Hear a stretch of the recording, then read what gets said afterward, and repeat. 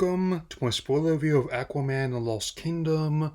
The old DCEU effectively reaches its end ahead of full reboot in 2025, so let's begin. Not counting delays from the pandemic and other factors, the movie picks up about 4 years after the first left off.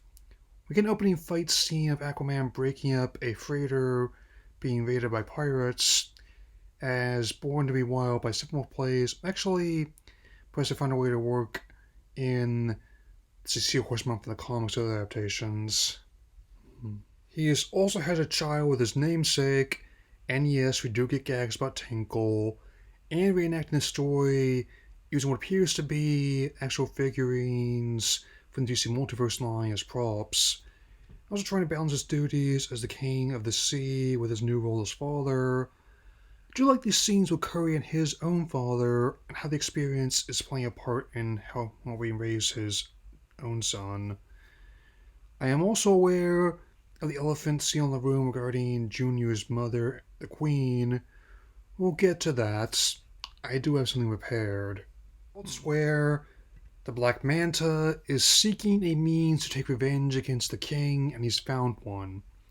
An ancient fuel known as orichalcum, and yes, I did look it up. It's in the comics, it checks out. His helper/hostage Dr. Shin, played by Randall Park, and another actor on the list of both DC and Marvel roles now. I have a great appreciation for Manta taking over as lead villain. Way more interesting to me than Orm, we'll come back to that topic later as well. He takes control of an artifact known as the Black Trident. Combined, these mean great trouble for both the land and sea. Despite the advice of his council, Arthur takes upon himself to unite them and stop Black Manta. However, he can't do it alone. I also really like the agent tech used to mine and handle the orichalcum, especially these submersible squid tanks. Dr. Shin also keeps a log about his experience, but grows increasingly concerned with his employer. As Arthur hatches a plan to confront Black Manta, the kingdom is attacked. Here I'll address the elephant scene in the room, Amber Heard. Between the reshoots and the mess that was her breakup, I was wondering how the story would address that. Though not completely cut or fridged, Mira does end up incapacitated for about half the movie. So, with help from council that isn't knocked out or trying to oust him, Arthur begins his plan to break Orm out. I honestly like the stealth suit he wears during the sequence. They portrayed a withered Orm behind bars, not so much. While Turbo has solid-looking visual effects, I'm not sure why they didn't just hire a skinnier body double instead of slimming down Patrick Wilson with CGI. It's not the worst visual effects in a comic we've seen last year since the baby shower in The Flash exists, but certainly it's a far cry from the award-nominated work in Guardians of the Galaxy Volume 3. Thankfully, he regains his body type after making contact with the ocean. After a shave and a haircut, he also used the same razor Batman did. The two then set off on their journey. Honestly, I like how the movie flips the script on the dynamic from the first film. Even this bit where a trick of making Orm eat a bug backfires when he actually likes it. You'd be surprised how much protein there is in those. As Manta continues to arm himself with orichalcum, Shen grows more and more wary of his boss, especially as potentially targeted by him. Then there's a sequence where they go to get intel that's basically an underwater version of Mos Eisley in Star Wars, complete with a Jabba the Hutt stand-in. The Kingfish voiced by Martin Short. Anyway, they need to find the refinery where Manta is working with orichalcum. When he doesn't want to yield, they respond by using a diving helmet to force air into his gills. He gives location of the Devil's Deep, a volcano in the South Pacific. After eluding a bunch of carnivorous plants and giant bugs, they determine that a king must build bridges by ramming a statue, and it works. They enter the refinery, and Shin has had enough of Manta's mistreatment, even pretending to handle Orm before turning against Manta. The fight scene with one of the squid tanks is immediately a standout. Orm and Arthur agree to bring Shane along. They're initially skeptical, but then when they see Manta go after him, they believe Shin.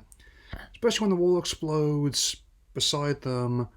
Lampshade in the last movie's Snydery running gag. Manta, having lost the refinery, goes for another plan.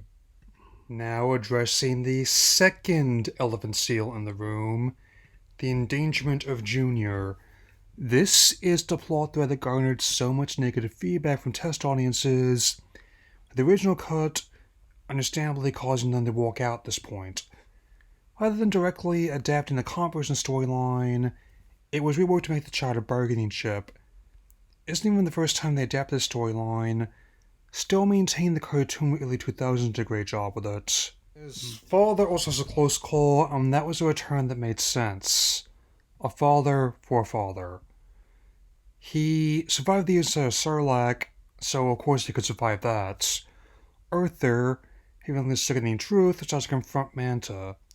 Arthur and Orm gather their allies, tracking Manta and Junior to Lost Kingdom Necros, and the Black Trident belonged to their fallen king Kordax. His prison can be unlocked by their blood, turning the enemy's own weapons against them. For all its faults, this last fight isn't the worst I've ever seen.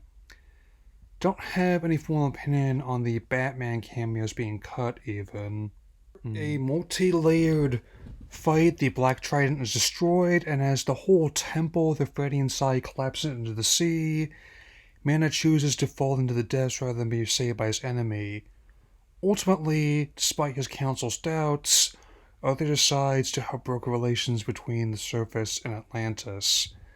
From closing the prize of Born to Be Wild, with Orm having launched Aquaman recommended, with an insect garnish serving as the final unofficial scene of the cinematic universe. Totally understand why they're rebooting next year. While reviews were somewhat tepid, audience reception was much more forgiving, though not as much as the first film. Likewise, the movie did nowhere near the box office numbers of the first film. It still made roughly $124 million in the US and $433 million worldwide on its $205 million budget. This is far from the worst movie to end a DC franchise on. This is a brand where Superman 4 and Batman and Robin came out after all. Whatever happens with the reboot universe, I'm eager to see how it plays out, especially with Momoa expressing interest in playing Lobo. Once again, give credit where it's due. At least this lasted longer than the Dark Universe. Thank you for joining me on this long, strange trip, and I'll see you all again soon. Take care.